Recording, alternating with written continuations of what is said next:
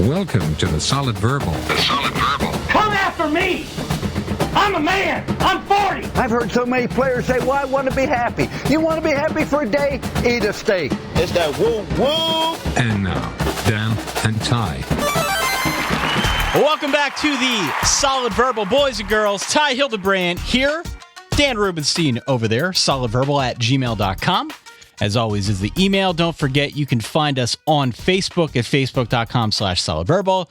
We are also on Twitter. We are on Snapchat. We are on Instagram. And, of course, we are on iTunes, where you can subscribe at itunes.com/solidverbal. So, Dan... Did you forget real quick? Did you forget between itunes.com/ and what it comes after? What's that? Did you forget? You gave a real nice dramatic pause between itunes.com/ Solidverbal. Solidverbal. I liked it. No, there's no complaints. I liked it. How are you? I am doing well, Dan. How are you? You know, I'm pretty good.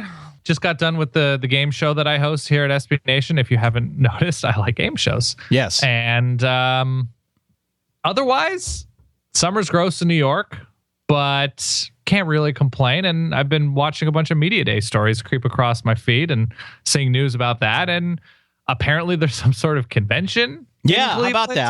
I heard something about that. My first knowledge of the subject came when pictures surfaced on social media of Lou Holtz carrying around a bottle of Crown Royal. Yeah, and Reese Davis said something to the effect of like, oh, he just likes the pouches. Oh, right. And carries other things, sure, as people do, obviously. Of course. But yeah, other than that, no complaints. I'm going to LA in a couple days. I heard. Finally, yeah. It's been months and months. So I am excited first and foremost, Ty, because not a ton has happened. Like the Big 12 looked like they had mascots at Media Days. That's correct. Christian McCaffrey revealed more things that he's able to do at Pac-12 Media Days. SEC Media Days had a guy with some sort of giant Alabama championship belt and huge ring hat, and there was general weirdness there. And Brett Bielema's a star and behind the microphone. That's great, and something we knew, I think. So nothing too notable. Nothing that I could remember. Hold your horses. What do you got? Mike Gundys Hairline. It's strong. It's kind. It's as reliable as the tides. In an ever-changing world, Mike Gundys Hairline stands tall against genetic disposition and never cedes control of Oklahoma State football, Dan. True. I was a year early on my Fantasy Things selection of Mike Gundys Hairline because if you do follow the social medias, if you're out there, you read any of the fine college football blogs, Mike Gundy's got a little bit of a mullet going. It's the Gundy mullet, the gullet, if you will. The Gundy mullet, the Arkansas waterfall. Yeah. He has it going.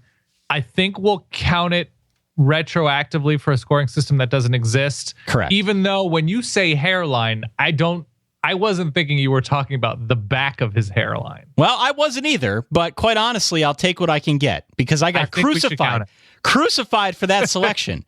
And I will have you know that at long last, it finally became newsworthy. So there you go. Your 7th rounder paid off unexpectedly, running some sort of fumble back for a touchdown in the waning moments. So yes, Mike Gundy has a mullet. I was wondering if it was like an intentional thing, if it was just him sort of like letting his hair go in the summer and he gets it cut before the season starts. I don't know if that was a thing.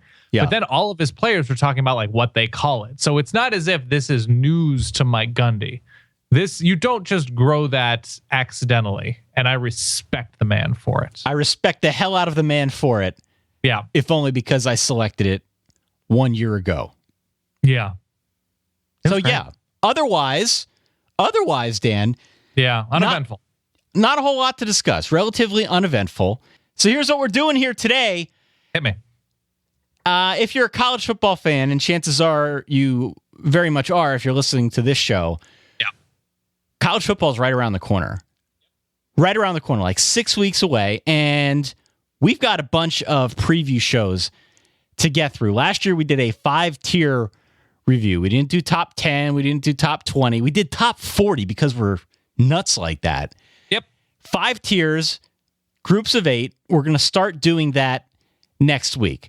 Yes. We're also going we're also going to wedge in the emo pop punk show with our friend Bill Barnwell, which again, if you're not into that whole scene, that's fine. You can download, but don't have to play. We give you a license to do just that.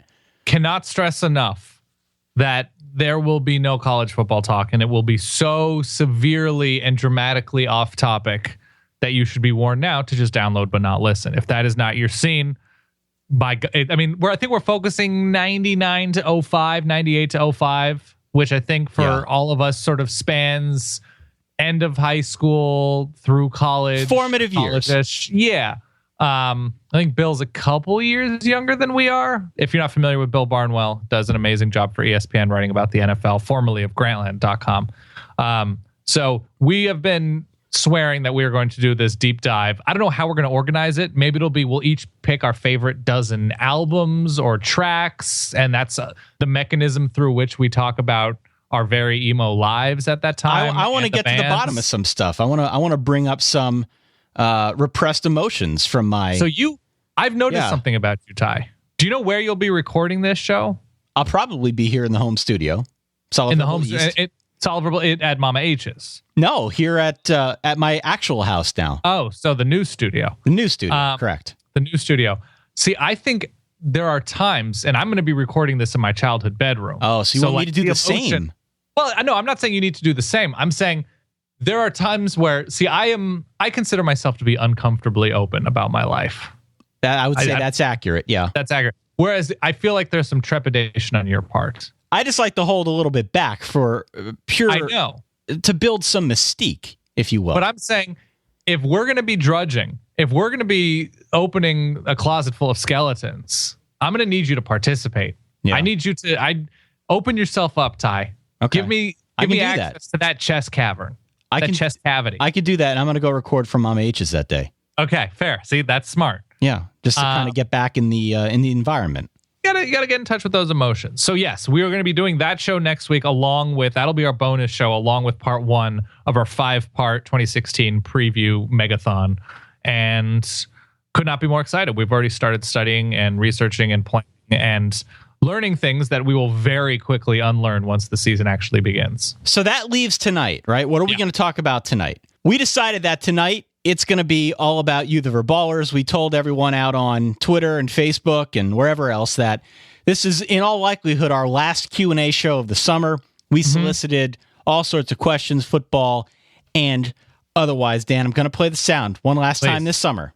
Congratulations, Skippy. You've got mail. You've got mail on the Solid Verbal.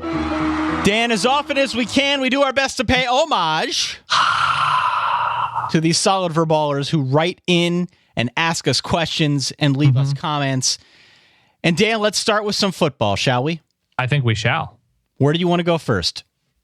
Oh, that's a good question. Let me pull up these questions. By the way, I'm going to try to sneak in a Q&A show or two during the season. We could do that. I feel like sometimes it goes too long without communication. I just don't want to overpromise. No, I agree. We're going to start with Danny R. from Brooklyn. Danny R. That's me. Yes. I just wanted to ask a question to see how you felt about it. Okay. Which team do you believe, Power 5 conference team, has the smallest margin for error between a double-digit win season and somewhere around a 5 to 6, 7 win season? So like a 4.5 win swing right now. Do you see like, okay, if this, and this connect, I could see them being excellent. This also concerns me to the point where 1 or 2 things could go wrong and all of a sudden they're a disaster. Okay. And go 5 and 7, 6, somewhere around 500. Which teams do you feel like could really tip the scales in either way? So is this really your question? This is 100% my question. Okay. Yes. So in a rare move, I actually looked over these questions before we hit record. So such a pro. Thank you. I had a chance to actually give some of these thought. 2 teams come to mind for this question. The first, I think it's obvious, but we can't just totally negate Baylor this season. I think that's a good answer. Yeah. Baylor's still got a lot of talent. They've obviously got a fair amount of tumultuous things to deal with inside their own locker room, but clearly Baylor's got talent, and you could kind of see it going either way. The Big 12 should be a pretty decent conference this year. So it's not like this is going to be a cakewalk, but still there's enough talent down there that if things break, I could see them winning 10 games, or if it all falls apart, I could see them winning 6. Yep. All right. The second one to me is near and dear, and I don't know if this is ever going to be a 10-win team, but if you squint really hard, you could find 9 wins for Penn State. You Okay. can find 9 wins for Penn State, but also in looking at the schedule, you can also envision a scenario in which they win 5. Okay. I think it's a really pivotal year for James Franklin. He obviously wants to win more on the 9 side than on the 5 side. But again, there are plenty of reasons I think that you can justify either side of that argument. So if you're giving me 2 answers, let's just assume you're giving me 2 answers. I'm going to say Baylor and Penn State. My inclination is Oregon because of the quarterback. If I'm going to be an absolute homer, I don't think they'll slip as far as 6-6 because I think they have the deepest collection of skill talent, and that's the end of my Oregon homerism. So let's move beyond that. I think Baylor's a good answer, especially now that Jarrett Stidham is gone, and they don't have the luxury of a really high quality backup quarterback, and also you just don't know how things are going to be in Baylor from a week to week locker room perspective, and how they feel about Jim Grobe and how he's able to organize assistants that he didn't hire. That staff is not his. I think Texas Tech is really interesting because they should have a lights out offense. But if their defense is bad again, they're 6-6. If their defense is good, or if their defense is average, they could win 9 games. So I think there's a 3 or 4 point game swing for Texas Tech. Beyond that, I mean, Florida State and Clemson just feel like sort of sure double-digit win confidence type teams. SEC-wise, I think Texas A&M is right around there because I expect a lot from their defense. I think they could go 6-6. I think they could go 10-2. I think there's that much riding on quarterback. And what are you getting from Trevor Knight? Yeah. What the hell are you getting from him week to week? He was benched last year in favor of Baker Mayfield. If I had to pick one other team, I started leaning Washington, but they're going no worse than 11-1. Washington's going no worse than 11-1. You cannot tell me otherwise. Find me more than 1 loss on their schedule. So, yes, I think those are my answers. Okay, all good answers. And quite honestly, one thing that jumped out at me, and I said this to you earlier today, in going through and starting to do some of this studying for the top 40 teams, the first thing that I did was I went through everyone's schedule. I was surprised, quite honestly, at how nutso some of these schedules are. There are very few that you go through, like Clemson. I went through Clemson. And it's no disrespect to Clemson because I think the ACC should be pretty good this year. But relatively speaking, Clemson's schedule, I think, sets up pretty well for a playoff run. Oh, yeah. There are a handful of other teams that are in that category, maybe none more so than Clemson. There are many more teams in the top 40 that are in a different category. And that category is, wow, there are landmines everywhere here. Yep. So I could see it being a nutso season where there are a bunch of teams with 1 or 2 losses and we got to sort it all out down the stretch. The playoff committee does. Could be interesting. Other than Michigan. Other than Michigan, of course. Michigan has a pretty nice schedule, I would say. Yeah, I agree. I'm very quick now with Spotify. Okay. So the next question to us is from Walker, but I want to connect it to Sean's question. Okay. Yeah, I got it. So he says, settle this debate I am having with one of my friends. Is Miami going to App State on September 17th, or is Mississippi State going to Gillette Stadium to face UMass, the most head-scratching road game this season for a Power 5 team? It's probably Miami, because it just feels like they'd be able to. I still feel like Miami has the sway to sort of control home and home versus you're just coming to our end, or we're going to play one neutral site, something like that. I feel like Miami has more pull than Mississippi State. Going to Gillette to play UMass, don't get me wrong, very strange, but I feel like Miami should have more pull. And App State is really good.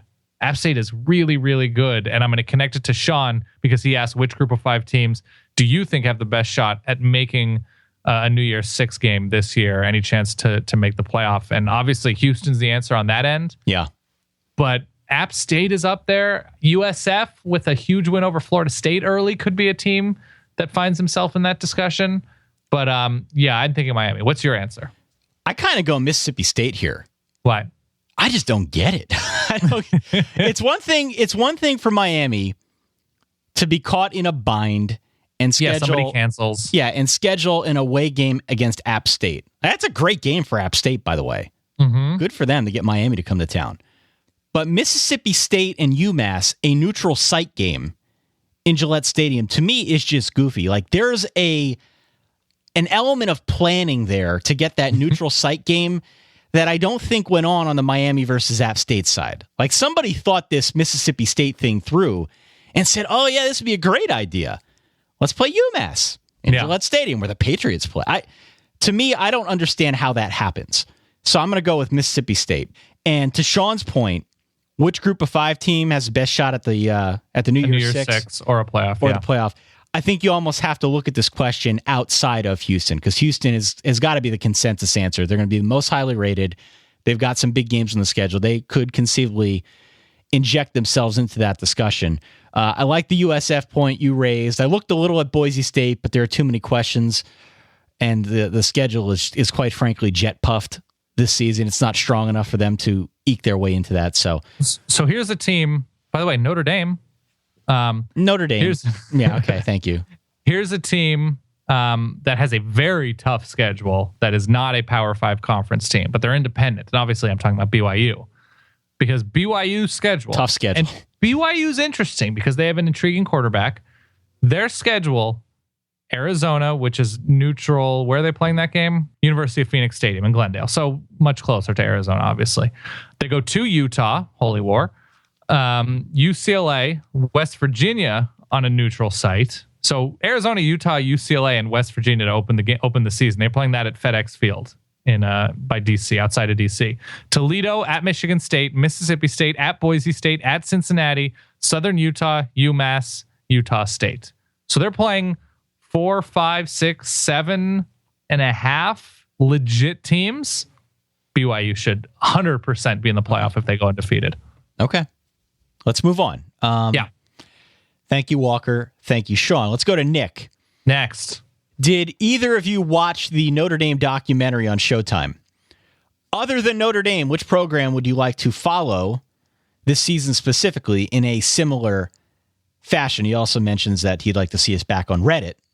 We should do an AMA before the season. We could do that. Yeah, we'll find a way to do that, Nick. Good idea. I watched a season with Notre Dame. How was it? It was really well done. Mm-hmm. They did an excellent job. It's cool to see sort of a Hard Knocks spin on the college game and what goes on behind the scenes. And I thought Notre Dame and specifically Brian Kelly were pretty gracious hosts. Mm-hmm. It has since broken that Florida State is going to be the team that is chronicled this season. I think it needs to be a team like a Notre Dame or a Florida State, one that's got a lot of traditional appeal, a program that's big enough, that's sexy enough to draw people in who might not be direct fans of that program. Right. So there are plenty of teams and plenty of coaches that I'd like to see on here. I don't think Washington State and Mike Leach's zaniness is enough to pull outsiders in. Just with that in mind, I think a team like a Michigan, I think a team like Ohio State is pretty interesting. Mm-hmm. One that immediately comes to mind that I think has enough nuance to be interesting and draw people in is LSU, just because of Les Miles and obviously the talent and the SEC appeal. I think you could get some people interested there. Anyone jump out to you? I mean, Texas would be great, but they're not going to do it because you already have the Longhorn Network there. Just with Charlie Strong and how big of a school that is. A major conference team. I would be interested to see. Harbaugh would probably be the answer. That's the easiest answer. The thing that I took away from the first season of a season, it's a season with. That's the name of the show. Yeah, season with. I watched an episode. I think it was Notre Dame getting ready for and/or playing USC. And what really jumped out to me is that all of the players that were featured from Notre Dame at some point uttered a version of, a lot of people don't get it. Like, we're football players, but we're also students. I tutor, I do I'm in a lecture. A lot of people just think we're football players, but we're actually students. That was great to me. Next question. Yes. Kimberly asks, if you have to go to a Florida Gators game this season, which one would you pick? Would you pick based on opponent or food options in the town the game is being played in? So, is she talking about a road game? I think she's talking about any game. Any game? Okay. Yeah. I would not pick a game based on food options. I have a hunch that you might, but I wouldn't. Yeah, I think it would extend beyond just food options. It would be food options and seeing an SEC town I haven't been to or something like that, or would want to go back to. So obviously Athens is out because They play that game in Jacksonville. Right. I think you got to go Tennessee. Tennessee's fun. The tailgating experience on the water, that's really cool. Vol Navy is a cool thing. The Neyland Stadium is great. It's huge. Knoxville is, you can take it or leave it. It was fine. I would not go to Gainesville. My problem with Tennessee is it's in September in the South, and it's gonna be pretty stanky. And they're gonna be playing that game during the day. I would say go at home against LSU because there should still be hope, and you have a sense for the team. Or I would say go to the Jacksonville game is fun. I would just go to that game. If it's specifically to a town or to Gainesville, go to the LSU game in Gainesville in early October, or go to the South Carolina game in November. It'll be a lot nicer in Gainesville. All right. I'm going to jump down a little bit on our list to Scott. Yeah, please. Scott's in Ann Arbor via Chattanooga. Mm-hmm. So I'm tying it all in together, Dan. I like that. He says Ohio State's won 13 of 15 meetings with Michigan since 2000. The Wolverines haven't won a football game in Columbus since the year 2000. Urban Meyer just had a mass exodus due to attrition, including 9 early draft entrants, but is reloading with an all-time recruiting class in 2017. That's true. Mm-hmm. He says, if Meyer remains at Ohio State and Harbaugh at Michigan, can the Wolverines conceivably catch and or pass the Buckeyes for conference superiority, or is the disparity too wide to overcome annually without a significant downturn in Columbus? So this is probably the best worded question we've ever gotten. He could have just said, can Michigan get better than Ohio State? He put some thought into this, which I am honored, sir, to be on the receiving end of this email. Mm-hmm. I guess it depends on your definition of catch and or pass for conference superiority. Right. If he's talking about a program that can reliably beat Ohio State, reliably contend for and or win the Big Ten, right, it's a little tough to say because I don't fashion Jim Harbaugh as the kind of guy who's going to be in Ann Arbor 10 years from now. Maybe you need to read a little book by John U. Bacon. He doesn't seem like that kind of guy to me. Every other place I don't think it'll take 10 years, though. No, but every other place he's been, he's burnt out in like 4 years. That's fine. I think the very simple answer is yes, because he's asking, can he? I don't think the disparity is all that wide. They got blown out last year. Blowed out, excuse me. But they're recruiting at a very high level. And the difference between a school like Ohio State or Alabama or LSU, teams that recruit on a very high level, is depth, that they can sort of sustain and react to injuries in key places, even at quarterback, whereas schools sometimes, and certainly Michigan did all right when Jake Rudock went down for a little bit last year. But the difference is depth. They can backfill with 4 or 5 star talent. So Michigan will get there. I trust Harbaugh explicitly as a coach to win consistently 10 plus games a season with that type of talent in the Big Ten. So can he? Is it far-fetched? Of course he can. And of course it's not far-fetched. I think he closes the gap to a pretty equal point this year, considering Ohio State's losses and Michigan State's Michigan. I just disrespected Michigan State. Michigan's momentum. Certainly they're working in a new quarterback, but yeah, I think it's close this year. And then I think it's even footing moving forward after this year. I agree. And again, it's a matter of expectations, but if your question here is, can Michigan beat Ohio State under Jim Harbaugh and with Ohio State still under Urban Meyer, the answer is yes. And it could happen this year, by the way. It could happen next year, too. You just got to wait and see. It depends on what your expectations are. Manage your expectations. Yes. Important life lesson. All right, here's one for you from Eric. How much longer until we see backlash to the Washington hype? And if you are unsure, you should start the backlash. Thank you, Eric. That's a very good point. Where are you at with Washington? Because a lot of people at Pac-12 Media Days were picking Washington to win the conference. Yeah. Neither you nor I picked them in our Fantasy Things draft. Mm-hmm. This hype for a recently unsuccessful Pac-12 school. I am more inclined to go with a team that I feel I trust a little bit more in the Pac-12, like a UCLA, instead of a Washington. But Tom Bradley defense. Thank you. Where are you at with Washington? Realistically, where do you stand here? realistically, well, the reason certainly there is quote unquote hype is that there is a desire by writers and people that cover the sport to pick something in August or July and say, I told you so back then, I believed, and nobody listened to me. Apparently there's a big cash prize for predicting things correctly in July or August. I don't care. Realistically, I am all in on Washington. I do not see more than one loss on their schedule. You were serious about that. I am. See, you're doing this. You're doing this to jinx them. You're doing what I did with Notre Dame. I've seen a lot of quarterbacks in my day, Ty. Okay. Coming through here. Okay. We've been doing this show for years. So we've been covering the sport for multiple years. Since we were in our 20s, yeah. Since we were in our wee 20s. You just don't see Jake Browning come along all that often. I know what you're doing, and I like it. Ty, there's something called the it factor, and you either have it or you don't. This means that you've been learning from me. You've been taking notes, and you've been waiting for the right time to execute my strategy. Jake Browning has something that we can't quantify, that numbers can't quantify. It is, you know where Godzilla was before he came and attacked everybody? He was dormant. He was under the sea, lurking. Right. Just waiting for his moment to strike, waiting to be sort of jostled. Well, I think we've jostled a giant, and that giant is sleeping in Montlake, in Seattle, Washington.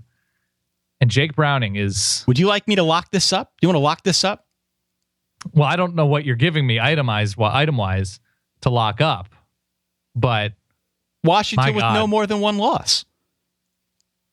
You know when the military is looking at one of their giant screens in their sort of headquarters, like the glass screen with the little blinking dots. There's a giant world map. Yeah, and they're paying attention to so like an Independence Day, like, oh my God, there are ships everywhere. Beijing is down. They're going to enter our atmosphere. Minsk is down in 25 minutes. I'm looking at a map of the Pac-12. I'm looking at a map of the West Coast. Nobody's safe, Ty. Nobody in the path of Jake Browning and the Washington Huskies are safe from the hot knife that is the Washington football program running through the butter that is the Pac-12. I am blown away by what I see. You're laying it on thick, dude. I can't wait. It's going to be a Street Fighter 2 combo that just doesn't stop. I need to see if I can find a sound clip of actual Huskies barking along to some sort of song. Bow down, Ty. I'm going to bow work down on that. To Washington. All right, we've got a sponsor read here, and then we'll continue on here. We've got a bunch more questions. We're going to try and get through as many as we can. But, you do something like this. You do a show like this, Dan. It makes you pretty damn tired. All the time. So what you need is a sleep brand that created a perfect mattress that can sell it directly to you, can eliminate the commission-driven, inflated prices that you find at a mattress store. I'm talking about Casper. Love it. We had a gent write in and say that he bought a Casper mattress. I would encourage more people to do the same. Yeah, it's an award-winning sleep surface developed in-house. It's got a sleek design. It is delivered in a small, how did they do that size box, if we're being honest? Yeah. In addition to the mattress, they also offer an adaptive pillow. I have to try the pillow because pillows are my biggest pet peeve. And you yourself have had trouble sleeping over the years. You need an aggressive sleeping solution like this. I need the Casper adaptive pillow and soft, breathable sheets for my bed. They're softer than Boise State's schedule, quite honestly. Wow. Developed by an in-house team of engineers. They spent thousands of hours developing the Casper. It combines a springy latex and supportive memory foam for a sleep surface that's got all the right sink and just the right balance. Plus, its breathable design keeps you cool, helps you regulate your temperature all throughout the night. Mattresses, as you know, can often cost well in excess of $1,500, but mattresses through Casper only cost $500 for a twin size. $600 for a twin XL, $750 for a full, $850 for a queen, and $950 for a king. So that's a lot of money. Oh, yeah. You can save yourself. And last but not least, Dan, you can buy it. They'll deliver it for free. and you can return it for free if something goes wrong during your 100-night risk-free home trial. Do it. All right, so if you don't love it, they'll pick it up. They'll refund everything for you, which is cool because you can't go to the mattress store and try it out. I mean, you could, but it's a little weird. Yeah. So Casper sends it to you. You can put it on your bed at home, give it a shot. Right now, if you are interested, and we would encourage you to be interested, you can get $50 towards any mattress purchase by visiting Casper.com, CASPER.com/verbal. Use the offer code verbal. Terms and conditions do apply, Dan. But again, $50 towards any mattress purchase by visiting Casper.com/verbal. I would advise. Time Magazine named it one of the best inventions of 2015. The most awarded mattress of the decade, Dan. Made in America. Okay. All right, where are we going next? We're going to John. Hello, John. What is your guys' favorite offensive system to watch or favorite play caller? Ty, who do you like watching? That's Josh, not John. Oh, excuse me, Josh. How dare you? Yeah. English is tough. Ohio State. What? Really? I like Ohio State. Okay. Why? It's Urban Meyer. Okay. And Urban Meyer has proven, I think, time and time again, that he can adapt his system to the personnel. Okay. And I enjoy the flexibility of that system. There were many times last year, especially in the early going, where you just didn't know what you were going to see. Now, granted, the whole quarterback carousel didn't go so hot for Ohio State last year. Right. Left a little to be desired in how they handled that situation. But I just like the flexibility of it. I like the adaptability of it. And certainly when you've got that kind of athletic talent in your offensive scheme, it's just interesting to me to see how you utilize all the parts. So maybe it's not the most exciting answer. I know people might be inclined to say Oregon or Washington State or Texas Tech or even Baylor. But for me, I appreciate the multifaceted nature of Ohio State. Okay, that's fair. Mine is a specific game.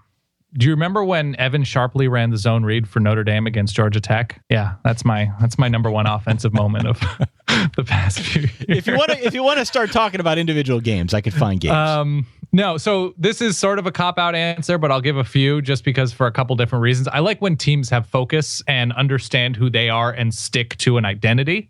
So a team like last year's Georgia Southern team, that's sort of out of left field, but they ran the option. They ran it extremely well. It got Willie Fritz a job at Tulane. They won a bowl game for the first time. They blew out Bowling Green. I like when teams just say, this is what we are. We're going to do it better than you do what you do, and we're going to hope for the best. I like that a lot. I like that USF went to that, big Jim Harbaugh Stanford offense with Willie Taggart like they've been running. I love Houston's offense with the playmakers that Tom Herman's been able to recruit there. Greg Ward doing his thing. They have big time receivers, I like watching that offense a whole lot, which is, again, to say that's kind of Ohio State's offense as well from Tom Herman's time at Ohio State, at least part of what he picked up there. Last year, I loved watching Baylor when they were down quarterbacks, just run the single wing, whatever, when they just started the Lynx running Hawthorne offense. I love that. So they put up 600 yards on the ground against North Carolina in, I believe, the Russell Athletic Bowl. I liked the adaptability. So I'm with you in terms of liking adaptability. I like when teams who don't necessarily have the most talent beat better teams because of scheme. For a while, that was Oregon. Now Oregon has a ton of skill talent and obviously quarterback talent. I like watching Indiana play offensively.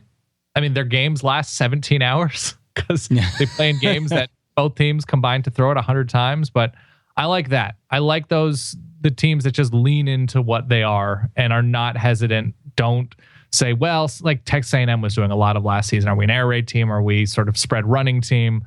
I like that. So those are the teams I like watching. If you're looking for sadistic humor, you could certainly comment on the 2015 Penn State offense. How dare you? Actually, I have one other answer in terms of like a specific team and a specific time that's much more serious than Evan Sharpley running the Charlie White zone raid. By the end of Nick Marshall's sophomore year, when Auburn went to the national championship game, so they beat Missouri in the SEC championship game. They beat Bama. They beat Georgia. The sort of, I don't even know what it was. The flex bones, single wing, whatever it was, the very old school dual threat quarterback offense that they were running with Nick Marshall, I thought was a complete joy to watch. I loved watching that team. All right, fair enough. We've got one more football question here from Matt Morris. I don't know if it's the former pitcher for the Cardinals, but we should only assume it is. Yeah, he says, all right, this is a multi-part question. So let's go rapid fire through this so we can get to a few of the other ones. He says, what college football town did you have the worst experience in? So he says, like, great trip, but the food was bad. You got food poisoning or sick, or you had an airport body search. This is a reflection of your experience in the town and not necessarily the people in the town. Correct? Yeah. I've had pretty good experiences. Same. There aren't any that jump out at me as like a particularly awful experience. Right. I'll say this, just some college town experiences that were very different from either what I expected or what I'm used to. You can offend somebody, Ty. It's okay. I'm not trying to offend anybody. I kind of like them all. They all were just a little bit different. So I don't even really have an answer. I can answer this question. Go ahead. I have very direct opinions. Give me your hot takes. I don't like college towns where there's not all that much to do and that are far away from places where there are things to do. College Station, people were super duper nice. Loved my time at Kyle Field. Not a lot to do there. Yeah. There just was not a lot to do in College Station. That's okay. The people were awesome. Other college towns, Knoxville, like I said it earlier on in the show, I'm not dying to get back to Knoxville. I did not do all that much there. It was a college town. It was fine. Nothing great. Same goes for Gainesville. Not a whole lot for me to not being in college to do in Gainesville, especially as an old man. I've generally liked the Pac-12 places. I loved Boulder. I'm trying to think if there's any other place where it's just like, yeah, there's not much here.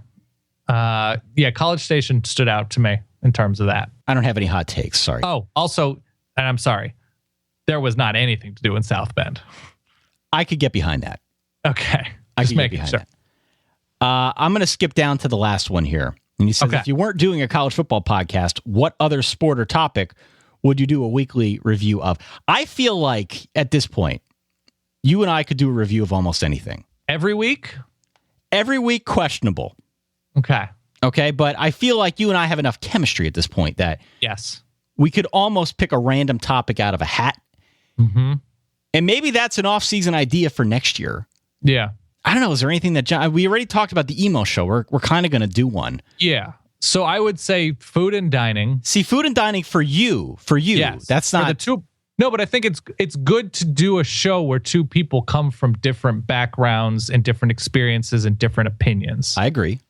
So I think food would be interesting because I feel like you've grown as an eater since we started the show. Without question.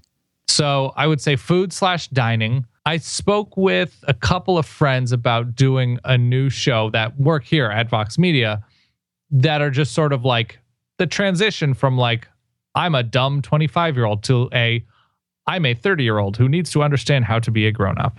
That is an appealing thing because I both have opinions and I have questions. Okay. Because I am not great at certain aspects of that. So I think there's something to that. So it's just sort of growing up.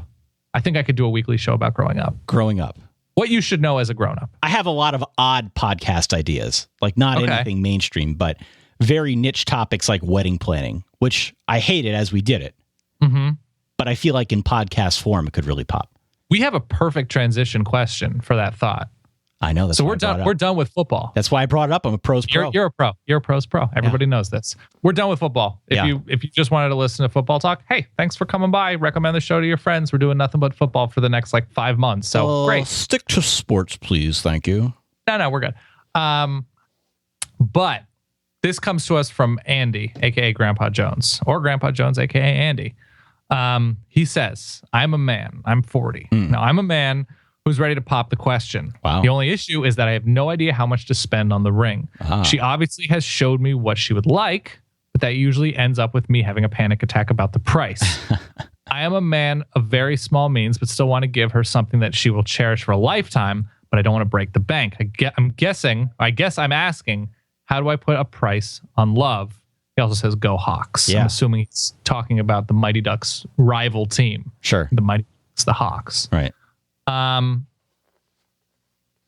I have never purchased a wedding ring. I don't know really. I have a vague idea. I don't know how much certain diamonds and certain settings cost, but my inexperience leads me to say this. One, get a sense from people you trust, friends and family, how much money can be a weird topic to bring up sometimes, but with people that you trust, with people whose opinions you value, ask them about it. How much do they think is reasonable to spend? And some are going to tell you that it's going to be way more than you want to spend, and that's fine, but you get an idea.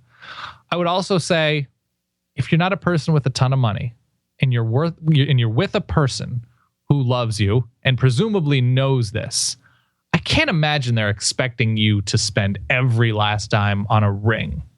Correct. There's something that says that if you two are soulmates and you two have a thorough understanding of each other's lives, I feel like this woman is going to say, he's going to get me something that's thoughtful. He's probably not going to get me something that's the size of a water polo ball. I say that because there's a water polo ball in front of me right now. Right. So I think you're probably overthinking it. Go with something that aligns with her taste and what you've talked about. Go with something that says, I'm thoughtful, rather than I'm impressing you with the size of this stone. Well, he says he's a man of very small means, but I want to give her something she will cherish for a lifetime. Brother, you're giving her your heart already. That's true. I feel like if you are in this position, as I was a couple years back now, if you have an idea of what kind of ring she's looking for, that at least gives you a general direction. And then you can mix and match. You can mix and match, and you can find what makes the most sense for you. Look around. I would encourage people, though, and maybe I'm totally wrong about this, but if you go into a jeweler that you trust, typically you can get better prices than if you go online. Oh, yeah. That makes total sense. Go in person and talk to a human. Yeah. Go in person and talk to a human. And I feel like they told me that the price is lower. Now, if we have any jewelers out there who'd like to refute that testimony, sure. solidverbal@gmail.com. But that was the route I went. And I feel like I got a much better product in person than I would have gotten if I went online. And literally anything Jane Seymour is trying to sell you on a commercial. Yeah. That is the answer. Pretty much. Anything Jane Seymour where she's like, loving dragons on the same ring signify dragon love. It's a terrible Jane Seymour. It's really bad. It's a very bad Jane Seymour impression. But yes, good luck. Be thoughtful. Don't bankrupt yourself for jewelry. You can get a smaller piece of jewelry and you can go on a better honeymoon and you will have memories and you'll be fine. All right, less serious topic from Zach. Yes. What are your thoughts on Pokemon Go? Played for about 10 minutes, didn't understand it, and didn't want it reading all of my information on my phone, so I deleted it. Wow, you're a wimp. Maybe, but I also didn't want to be in a video bum rushing a Pokemon in Central Park. Did you see that? I did see it. Anybody can play it if they want to, but I'm on level 8, man. What does that mean? It means I'm on level 8. It means I've been playing with the solid wife. We've had fun with it. We go walking in the park all the time. There are critters apparently running around over there. She got me into it. I've been playing casually with her. Team Yellow, represent right here. Oh my God. And from this point forward, I believe we can market ourselves as the one and only college football Pokestop. This is true. Can we do a secret verbal right in the middle of the show? Sure. To get ready for the season? Can it be Pokemon related? That's why. Yes. It's Pokemon related. Okay. So I tweeted a joke about Pokemon with something with Media Days or something to our friend Lindsay Theory. Sure. And she reacted in a very negative way. Like she was so sick of Pokemon. How dare you make a Pokemon joke? We need to come up with something to tweet at Lindsay Theory very politely. Just like if you do play Pokemon Go, what is her Twitter handle? I thought it was just Lindsay Theory. It might just be Lindsay Theory. Yes. Okay. Yes. Lindsay Theory. LINDSEYTHIRY. Tweet at Lindsay Theory. Yeah. Very politely. Any Pokemon Go question you may have. So you're like, oh, like, is my Charizard okay to do above my Mewtwo? Is it Mewtwo is something, right? I don't know. Charizard is. Yeah. Where can I find an Eevee in the greater LA area? politely treat Lindsay Theory like she is a Pokemon Go tech support representative. Yeah, that would be great. And do not tweet that we sent you. Do not tweet any hashtags about Solid Verbal. Just, hey, Lindsay, quick question about my Squirtle, which sounds very weird, by the way. Squirtle is the thing, right? That's a turtle? Squirtle's a turtle, yeah. Okay. I've seen the show a little bit. You're a closet player. No, you're a have liar. seen the show. Got to catch them all, Ty. But yes, sweet Lindsay Theory. Have I dressed up in Pokemon gear before for specific events that may or may not have a sexual connotation? Yes, Ty. Yes, I have. I'm not going to go dressing up, and I'm not going to go bum rushing Central Park. Next question. Let's move on. Let's go to this guy looks like he might be in pain. Uh-oh. All right, so I want to give this gentleman help. Let's Mason. pick him up. Mason. Yeah. He says, I want to hear y'all's perspective. Girlfriend of a year broke up with me 8 weeks ago, and it was by far the most serious relationship that I've been in at this point. Mm-hmm. So I've been pretty torn up about it. I've been trying to avoid thinking about her because it just rehashes all the memories together.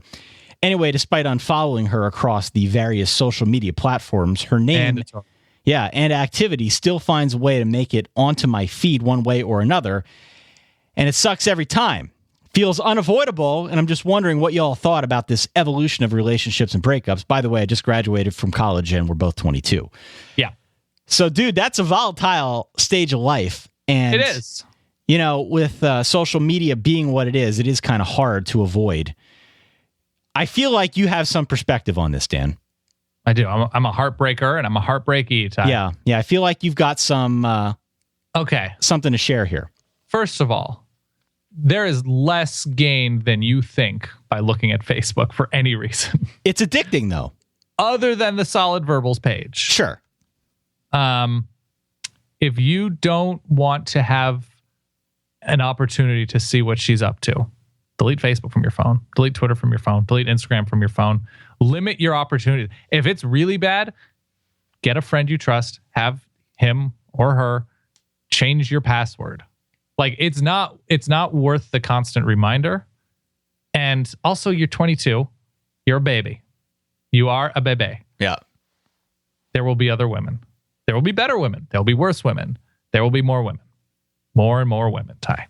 And you will find somebody that if they are the right women, I don't know, I wanted to say that. If they're the right person, then you will forget and it won't matter as much day by day by day. Also go for long runs. Exercise is good, but there's nothing mandatory about having Facebook on your phone or Twitter on your phone or Instagram on your phone. Just move on from social media and it'll get better day by day. See, here's why I sort of disagree. Why? If you're like me, Mason, you like to stay connected. So Sure. why should one bad apple ruin it for all the other cool stuff you like on Twitter and Facebook and whatnot? And furthermore, Dan, here's what you did. I'm going to call you on this. Please. You gave him the whole fish in the sea talking to. You know, there are a lot of fish in the sea. Yeah. That's a long-term thing. That That's not never a helps short-term thing. You're anybody. right. Never helps. So what I would say here, do your best to try and filter her out. Yeah, stay here. Okay, short term, stay active. How's that? Yeah. Join a basketball league. Yeah. Try to set personal records running or biking or doing whatever. Distractions. Things to do. Have a schedule. Yeah. Don't just sit on your couch. That's the big thing. It's just like have things going on. This is where Pokemon Go comes in. You can get out of the house. You can walk around the. No. You can do Pokemon Go if you would really like to. But yeah, and even if it's because one of the big problems, Ty, and I don't know if you've experienced this, is you have crossover friends when they don't know how to react. They're like, "Oh, are you talking to Ashley?" Or like, "Should I tell them that I saw Ashley, that I got frozen yogurt?" That's unavoidable and it sucks, whatever. But if you do things like getting out of your comfort zone, so whether it's joining a rec sports league, whether it's joining some sort of new club, whatever it is, it's new people who just don't care and have no idea who your ex-girlfriend is. That is a big thing, I think. I like that. I like that advice. So stay active. New people. Yeah. New people. All right. Where are we going next? Next question. Yeah. Let's go to What is your favorite food? This is from Jason, which is a huge hassle to prepare. Something that requires a major time commitment, forces you to go to a store you'd never go to otherwise, etc. Ty, what would you cook more if it wasn't such a hassle? So I really like Mexican food, obviously. I'm a Mexican nerd. And there are times where I really want to do the full homemade experience, like making my own tortillas, marinating the carne asadas. But that stuff you have to do way out in advance. And I just don't have the patience to do it all the time. It's like a Sunday thing to have leftovers. But man, it's so much better the real way. I just don't have the patience a lot of the time. Yeah. Making the homemade salsa. Yeah, I feel like I've made a few sauces. Like what? You made barbecue sauce. That was great. I made barbecue sauce. That was pretty easy. But if you really want to make a good Italian marinara sauce or like that's Mama H's sauce, it takes pretty much all day if you want to do it right. The way she does it, yeah. Her marinara takes all day. I mean, it's just like a slow simmer, so everything sort of comes together. It takes hours upon hours to get it perfect. But and I've only really assisted in that process, not because I'm not interested in making it for myself, but I just haven't found the time to do it. So I feel like if that were easier, if that were quicker, that'd be something I'd be all about. Ty, how do you feel about going on a cruise for vacation? I would love to go on a cruise. I've never been on a cruise before. Sebasor says he or she has heard mixed things.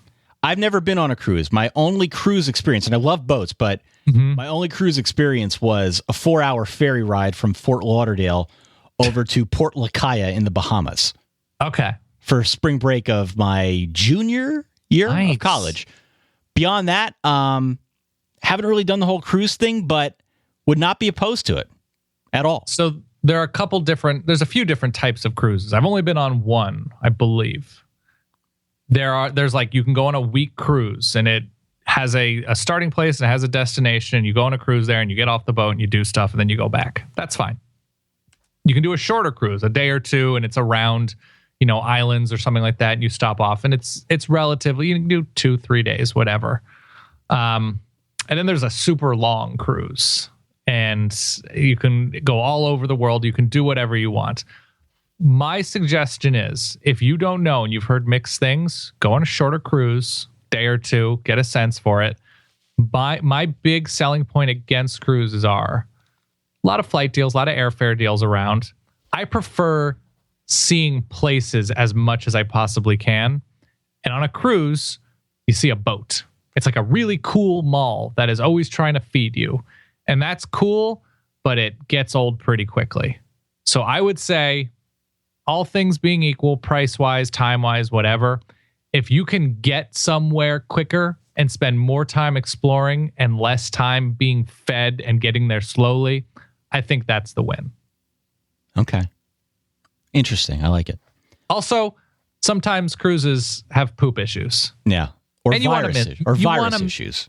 Right, but then they can't, there's something wrong with the plumbing. There's like backup stuff. Yeah. I'd say the way to avoid that is best just to not go on the cruise. Not a cruise fan then. Yeah, it's fine. Go somewhere else. Tyson writes in, and we've also got another question lower on our list from Andrew. 2 parents-related questions. Ooh. Tyson says he's quitting his job and moving back to Seattle for more of a normal occupation. What is the longest I can live at my parents' place before moving out? I don't know if there's a hard and fast answer here. I think until you're up on your feet. Under a year, I would say. I think until you're up on your feet. Yeah. Don't be homeless, but yeah, I'd try to get out of there under a year. He says, I also haven't looked for a real job in over 5 years. Any tips on interviews or the resume? I've had some pretty good interviews. Okay. And my trick is always to, and I know you're going to not believe this, hearing me say it just based on what I do here, which is always, it feels like trying to keep you on topic sometimes. I do my best to take the interviewer off topic. Really? I believe I got my mysterious day job because I convinced the interviewer that I knew a lot about fantasy football. So to sort of give that person a better sense for you and how you would be a cultural fit. I had an interview with a number of interviewers.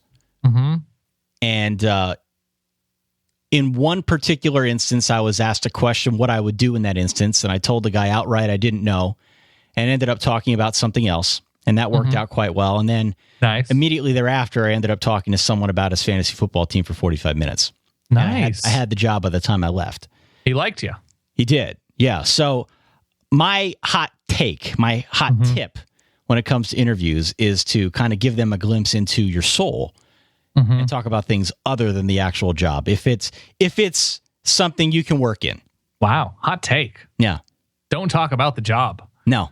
I think that's an interesting tactic. I would say if you are talking about the job, keep it away from you personally. Like, I've always wanted to do this. It is my goal to do this. I would say focus on how you are making this company better. I can train these people to do this in a much more efficient way than what you're currently doing. I can edit this. I can power through this. I can... Something that shows you as an efficient and productive asset. Like, it sounds very plain and regular, but the positioning of you as this is what I want to do, or this is what I can do to make your company better, I think there's a big difference. And then Andrew writes in, he says that his wife is close with her family. He gets along great with her parents.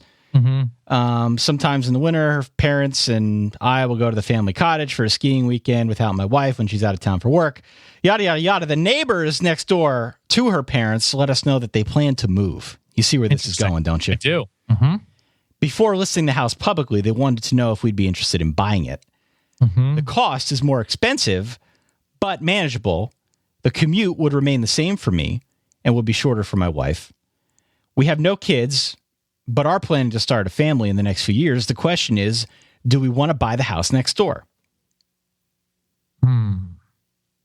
Yeah. That's a tricky one right there. I could see a scenario that might make it attractive enough to go for the Everybody Loves Raymond situation. Yeah. If it's Andrew. If this gentleman and his wife have like 6 kids, and moving next door to her parents means free babysitting and errands constantly, and they're enthusiastic about it, I could see the appeal. Beyond that, I think space is pretty important. And I would imagine it's important. And again, don't own a house, don't live next to a significant other's parents, never have. But I would imagine having space and defining a marriage as more than just a son-in-law, I think is probably pretty important. See, now I think that's really good advice, Dan. You've redeemed yourself. Okay, good. Thank you. Space is very important. Absolutely. What I'd say is, if you are in the process of looking at this house, evaluate it as a house and as something that you and your wife could live in and grow in, especially if you have a family. Don't shoehorn yourself into a place you don't really want just because it's next to her family. And he also said that it's more than he wanted to pay, right? It's more than he wanted to pay, but it's not unmanageable. It's not unmanageable. So I would say another caveat beyond having 6 kids is like, yeah, it's listed for $850, but they're giving us a deal and they'll give it to us for $575. Like, all right, grab the house. Yep. That house is yours. You got to do it. You just have to do it. All right. Where do you want to go next? We've got time for, let's say, 3 more. Okay, quickly, Matt wants to know where to eat in Temecula and Escondido in Southern California. He's going to be spending time there and at LAX. Aztec, Aztek, Kennedy's Carne with a K, Mi Rancho. Rancho. That's more of an authentic Mexican market. He was asking for tacos specifically. And if you're eating at LAX, take Andy Staples' advice and go to Lemonade. Relatively healthy. Go for it. Okay. Next, Oscar wants to know if chicken enchiladas should always be in green sauce. I think so. I wouldn't say always, but I'd say 75-25. I do like green sauce. Love tomatillo. Yeah, I like green sauce. This is a weird question, and I mean that in a good way. Jeremy wants to know. Oh boy. I'm very curious to hear your response to this. Jeremy wants to know, what is your viewpoint on having kids? Do you both plan to have them? Separately? Yes. Together? Who's to say? What's your advice? Do you both plan to have them? Got me. Yeah. What's your advice to a couple who plans to not have kids? When my wife and I tell our friends we aren't planning to have kids, they look at us like we're monsters. What's a nice way of saying, quote, kids aren't in our plans? Just tell them you're shooting blanks. I don't do that. That'll get them off your back quicker than anything else. Yeah, but then they're just going to tell everybody. Maybe they will, but I'm telling you, if you don't want to deal with it, that's a good way to one-up them. I say just say, when somebody asks, like, all right, when are you two guys going to have some rugrats running around? Just respond with like, no time soon. Telling you, shooting blanks. We're cool. Shooting blanks. That's a very bad suggestion, Ty. Hey, everybody. Anybody want an update on my urethra? Yeah, just... Will you isolate me saying anybody want an update on my urethra? Yeah, I would say just be as short with people as possible to sort of encourage them to stop asking.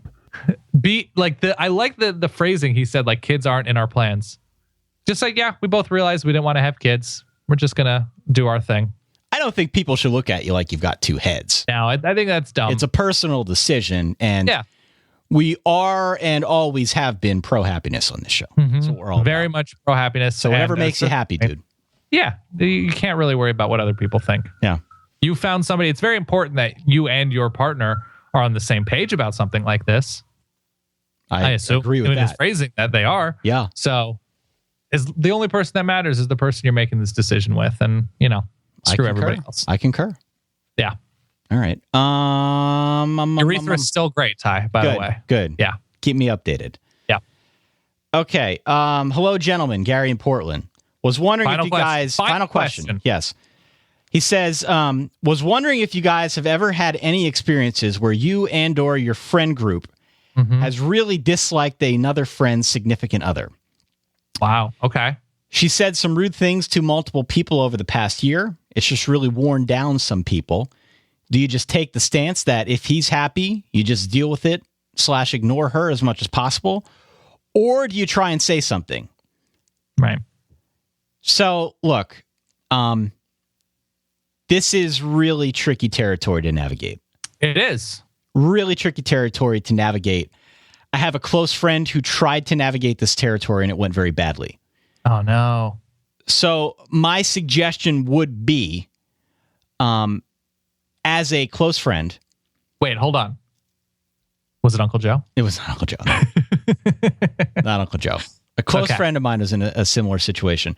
Right. It's so rough. Yeah, and I saw what it did to him, and it's totally not worth it. What I would suggest is, if there is something really going on, like if there's a genuine problem that everybody can see in the relationship, nudge them like, hey, dude, everything okay?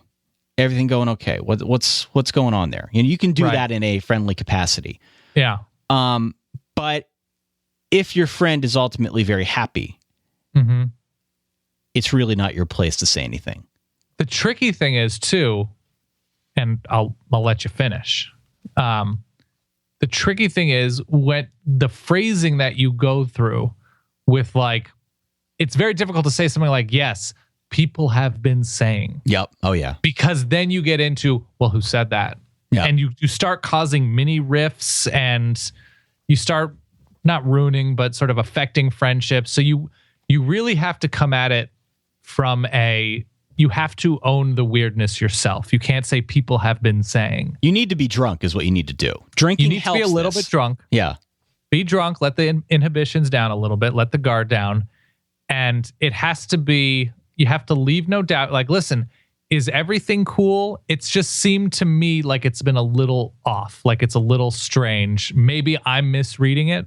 Put yourself down. Yeah. It's probably me misreading the situation, because at least that plants something in his or her mind. And they probably know. That's the thing too.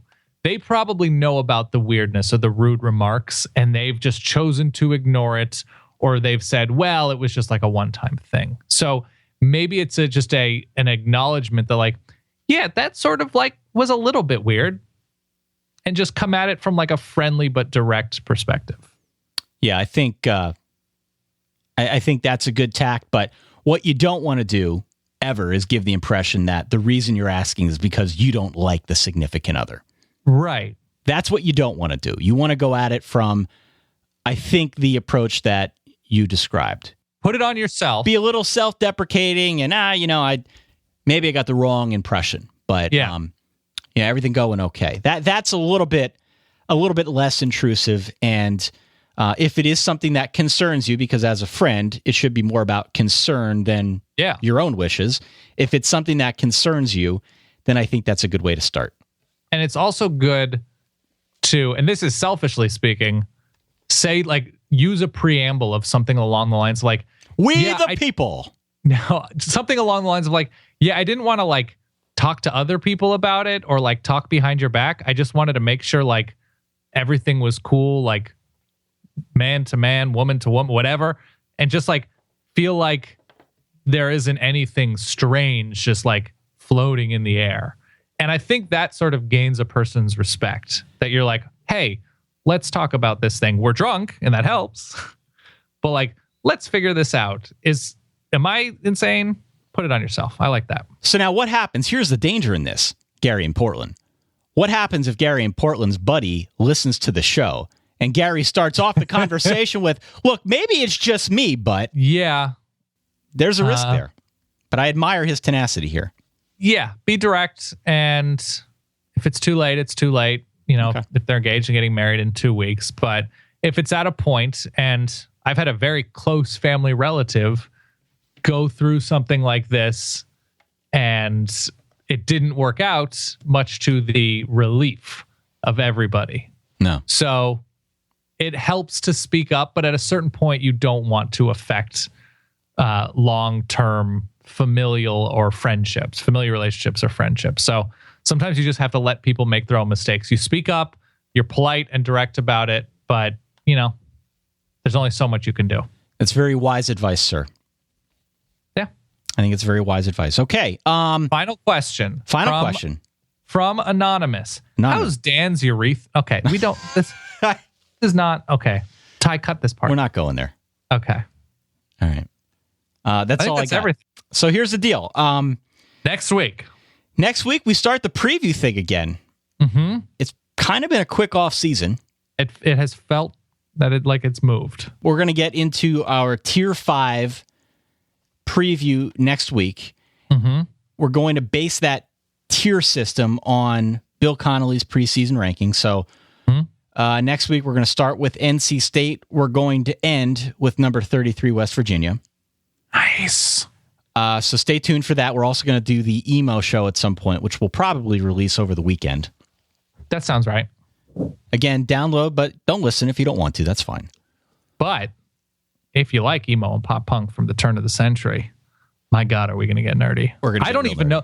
I'm a little bit worried about your ability to hang. I'm going to be honest. Really? I think you might have been too cool. I have been studying. I'm not too cool, believe me. I have been studying. I've been studying up. Did you have a transformative heartbreak in this period? Yes. Okay. Same. I did. Yeah. Making sure. Yeah, I did. Okay. That's important. We can talk about this some more. Okay. All right. This has been fun. Thank you to everybody who wrote in. Mm-hmm. Don't forget, you can find us at itunes.com/ Solid Verbal. Solid Verbal. We're also at solidverbal@gmail.com. We're on Twitter. We're on Facebook. We are on Snapchat. Dan, enjoy your week, enjoy your weekend, and stay solid, sir. Hey, you as well, Ty. Enjoy that slow-cooked marinara sauce. Peace.